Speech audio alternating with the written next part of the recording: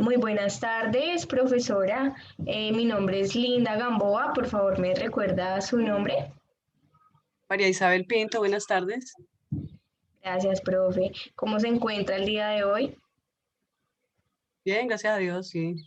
Qué bueno, me alegra mucho. Profesora, a continuación le realizaría una pequeña entrevista con el fin de conocer acerca de pues, su experiencia en cuanto al proceso de enseñanza-aprendizaje. Vamos a empezar entonces con la primera pregunta. ¿Cuáles son las Ok. habilidades y destrezas más importantes a desarrollar para la solución de problemáticas que se suelen presentar en el aula escolar? Falta de atención, desorden, indisciplina, irresponsabilidad.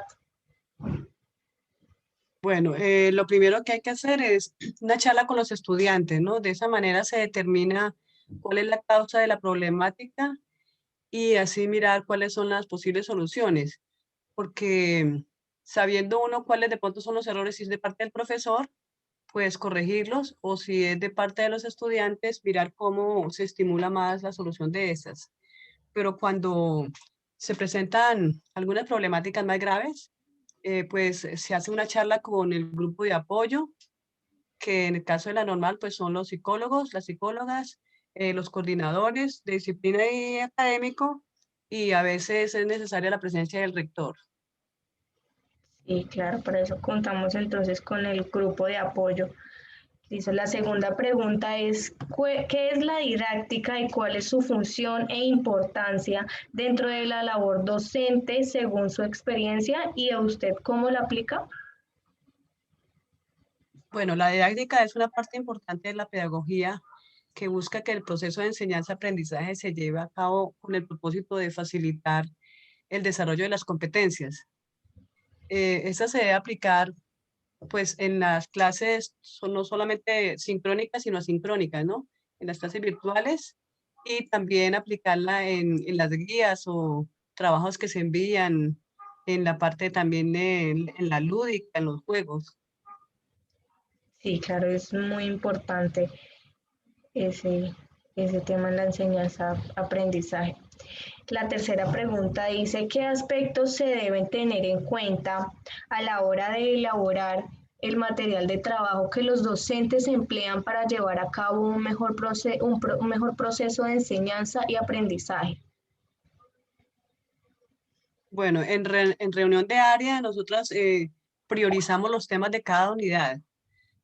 Como no se alcanza a ver todos los temas que uno quisiera, porque el libro que estamos llevando es muy extenso, entonces los priorizamos y reforzar los temas principales de cada unidad.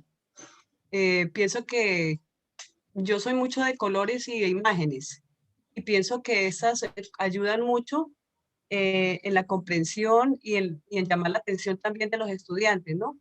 También se hacen dinámicas con los temas propuestos como juegos, Kahoot, etcétera. Sí, claro, eso llama bastante la atención de los estudiantes. La cuarta pregunta dice, ¿cómo lograr que durante las clases el aprendizaje de los estudiantes no se quede solamente en conceptos teóricos con poca trascendencia y por el contrario sean significativos? Bueno, para que sean más significativos para ellos, pues uno los enfoca como a su entorno, a su familia, a todo lo que les rodea. Yo he hecho, por ejemplo, sugerencias, hace poquito incluso hice una de ver un programa de televisión donde haya un tema tratado en clase, como en el caso de Frida Kahlo. Entonces ellos vieron, muchos vieron el programa y dieron su opinión sobre ella.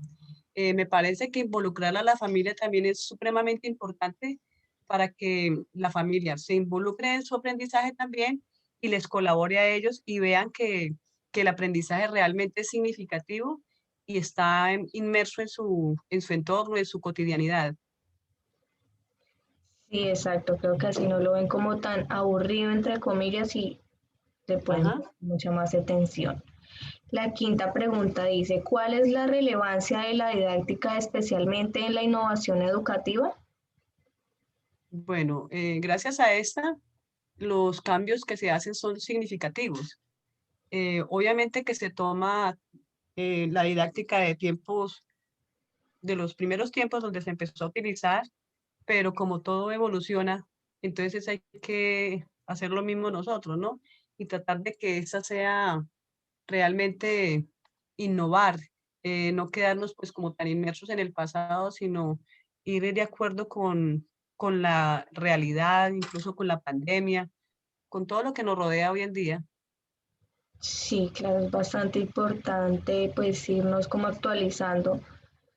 La sexta pregunta dice, ¿cuál es el verdadero papel del educador? ¿Qué cualidades y responsabilidades debe integrar para desarrollar de forma coherente dicha labor de acuerdo con su experiencia? Bueno, el papel del educador siempre es orientar, no, no imponer, ¿no? Es como orientar, guiar, tanto en lo referente en la materia, en la asignatura, y también formador especialmente en valores, en cuanto a pues, que no se copien, al respeto, a todo lo que viene, conlleva esto, ¿no? Y en las cualidades, pues tratar de ser lo más paciente posible, dinámico, tratar de pronto de vez en cuando decir alguna broma de buen gusto, y tener sobre todo la habilidad para resolver los conflictos que de pronto se pudiesen presentar. A veces en las clases virtuales hubo casos en donde entraban personas que no eran del grupo, entonces a sabotear, entonces mirar cómo se resuelve eso y hacer que los estudiantes no den pues la contraseña de personas ajenas porque interrumpe la clase, ¿no? Claro, profe, más que enseñarlos a ser unos profesionales, a ser personas como tal. Perfecto, ajá.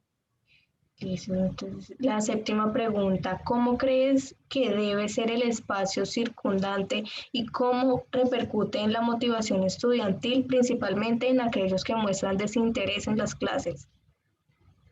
Bueno, en cuanto al espacio físico, pues tenemos que el lugar debe estar con buena iluminación, aireado, que sea aseado, así como debe ser en un salón de clase, que donde ellos se ubiquen no haya distracciones en la pantalla, que mantengan de pronto la cámara prendida para evitar de pronto que algunos como que les da perecita, se duermen o incluso con mala presentación personal, sin camiseta algunos. Entonces, con la cámara prendida, pues esto se obvia, ¿no? Y que la familia, todo su entorno le ayude a que sus clases sean realmente pues para él, ¿no? Porque las distracciones que los demás están viendo, si el lugar no es apropiado, pues no va a ser buena la motivación también para los otros, ¿no? Exacto, profe, el espacio es muy importante para el proceso de aprendizaje de ellos. La octava pregunta, ¿cuál es la relación que se construye en la enseñanza, el aprendizaje y la evaluación?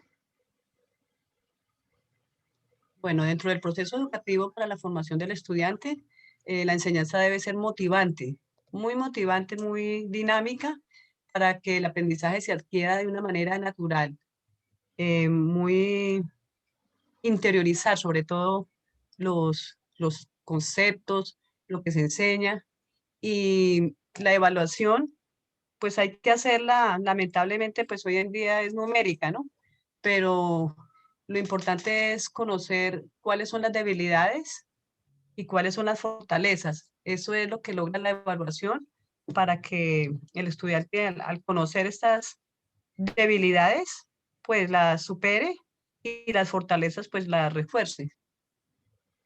Exacto, vemos que la evaluación es muy importante para el proceso de ellos en cuanto al conocimiento. Ujú. La novena pregunta dice, ¿cómo define la evaluación y de qué forma se la aplica a los estudiantes para que ésta sea significativa? Bueno, la evaluación es la suma de varios factores en el proceso de enseñanza-aprendizaje.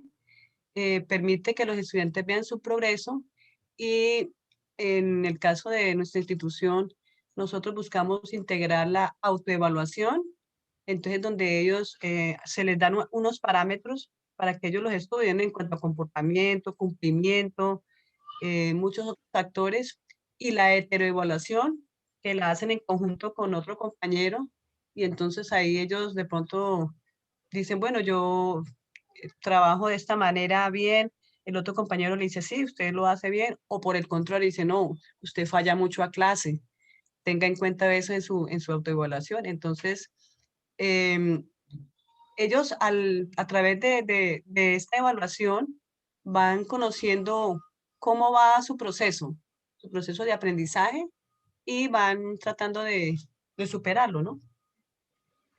Sí, profe, qué bueno ese punto de la heteroevaluación porque pues no es el punto de vista de los demás estudiantes que pues también pues están en el mismo proceso que los demás estudiantes y o sea, me parece muy interesante el tema de la heteroevaluación. La 10ª pregunta dice, ¿cree usted que la didáctica ha revolucionado la pedagogía tradicional? Claro, a través de todos los tiempos ha sido un factor supremamente importante en el desarrollo de la pedagogía, y además que está realmente enfocada en los intereses de los estudiantes como seres activos, ávidos de conocimiento, busca la creatividad y el fortalecimiento de la enseñanza-aprendizaje. Claro que sí. La número 11 dice, ¿cómo proveer un aprendizaje donde se tenga en cuenta la formación humana y moral del hombre? ¿Considera que la educación que usted imparte es integral? Sí, teniendo en cuenta que la ética es donde se practica la pedagogía también, ahí se reflejan también los valores humanos y por ende la moral, ¿no? Em, yo considero que sí he logrado impartir una educación integral, puesto que esto hace parte del desarrollo de la personalidad, ¿no? Y, y pienso que, pues que lo he logrado, aunque obviamente que con ciertas fallas, pero trato de hacerlo lo mejor posible.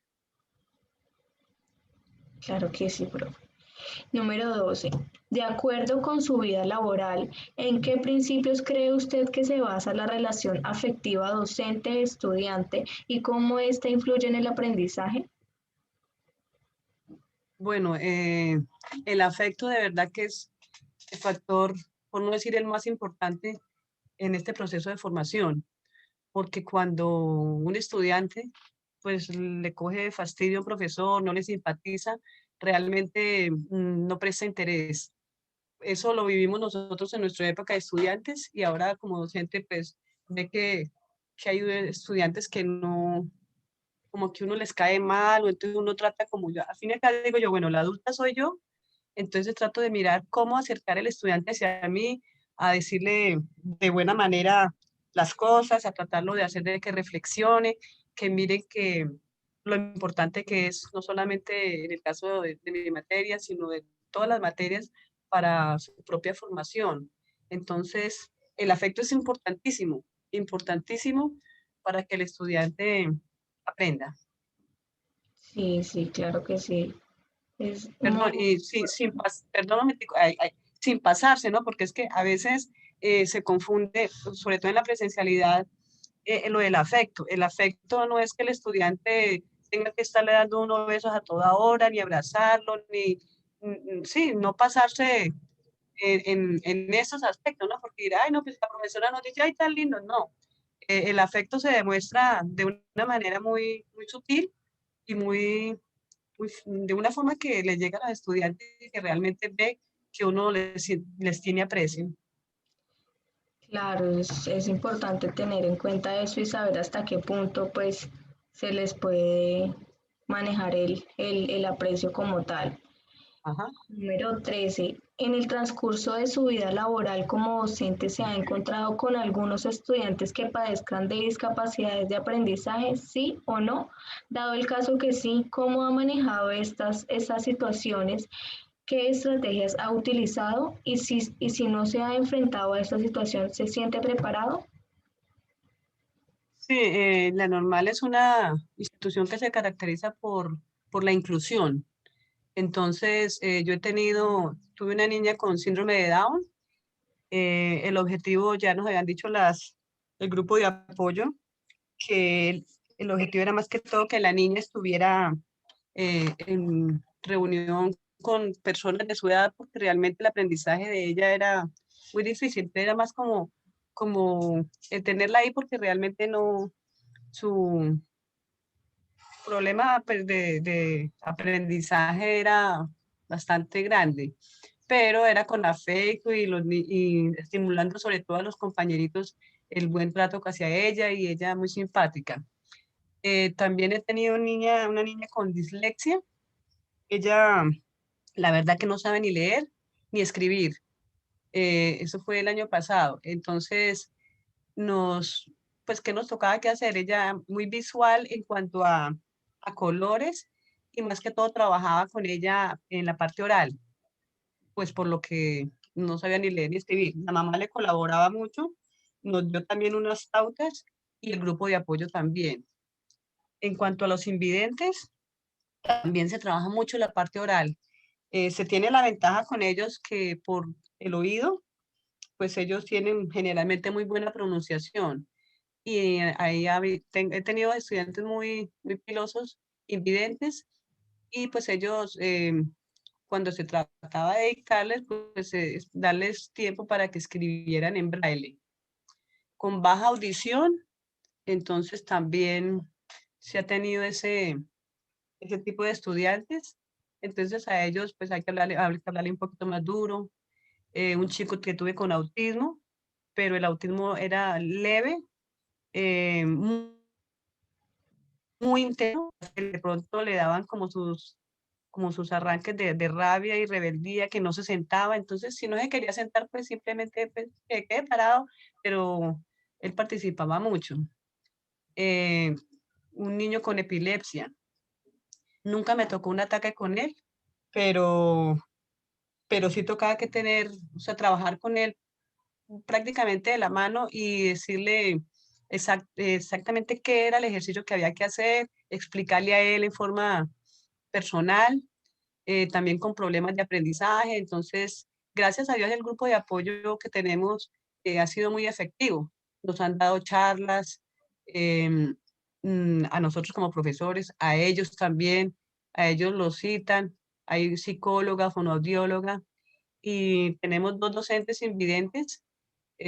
Uno es Daniel Quintero, que tiene la emisora de La Normal, y él colabora muchísimo con esos estudiantes para poder atender este tipo de población. Qué bueno, parece muy especial eso. Pues noto que es un trabajo pues duro, entre comillas, pero pues Sí, muy significativo. sí, supremamente difícil. Pues hacemos lo que más podemos porque realmente no estamos capacitados en su totalidad, en nuestra totalidad en eso, ¿no? Pero hacemos lo mejor que podamos y no solamente con el grupo de apoyo, pues también nos muestran muchos links, nos dan muchas cosas en YouTube para que nosotros miremos y estemos aprendiendo más cómo tratar estudiantes con discapacidades. Claro, y es lo más importante. Ajá. Sí, la número 14. Da a conocer de manera precisa y clara los contenidos y objetivos de las temáticas a trabajar a sus estudiantes y de qué manera. Sí, siempre al principio de cada periodo se hace un acuerdo pedagógico. En este contiene cuál es la pregunta problemática, cuáles son los estándares, las competencias, cuál es la forma de calificar, están los temas que se van a dar durante el periodo, está también las observaciones en cuanto a comportamiento y se lee con ellos y se les dice que ellos deben leerlo con los padres de familia.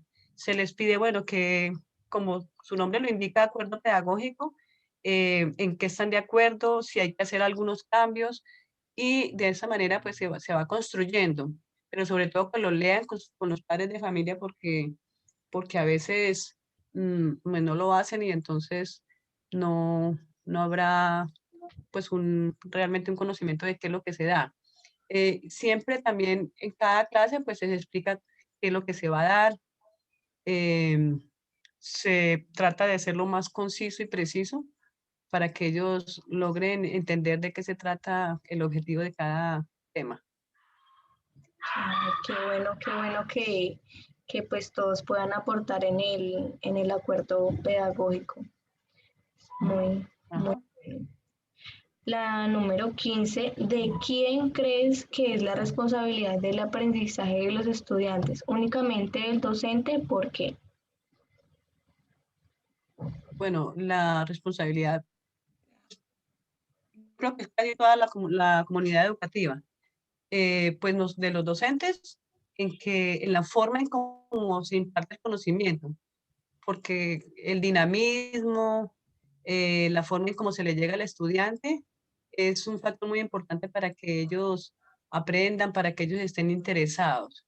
Pero también está en la disposición del estudiante, que él esté presto a recibir su conocimiento en una actitud positiva y sobre todo que en la familia eh, que sea también orientadora, porque es que ha habido casos y sobre todo en esta pandemia en que muchos chicos están solos en su casa porque los papás están trabajando. Entonces, los padres creen que ellos están conectados, que están trabajando y realmente no lo es. Para estos casos, nosotros informamos a los padres quiénes son los que se conectan, quiénes son los que no se conectan, quiénes hacen los trabajos. Y otra manera de que ellos estén involucrados es que nosotros debemos tener actualizada en la plataforma todas las actividades, de manera que ellos, el papá en cualquier momento pueda mirar cómo va su hijo y de esa manera se entere de cómo está él. Esta es la responsabilidad de todos, ¿no? Sí, claro, totalmente de acuerdo. Desde la familia hasta el estudiante, la responsabilidad es completamente de cada uno y Sí. claro que sí, Ujú. de cada estudiante en su proceso pues de aprendizaje. Profe, esas eran las 15 preguntas. Muchísimas gracias por su apoyo y por su colaboración. Han sido unas respuestas demasiado enriquecedoras y ha sido un placer esta entrevista, esta pequeña entrevista con usted. Ah, bueno, con mucho gusto. Sabe que estoy para servirle y usted ha sido muy colaboradora también. Muchísimas gracias, profe. Entonces, hasta Bueno, ok. que esté muy Bueno, hasta pronto. Gracias, lo mismo.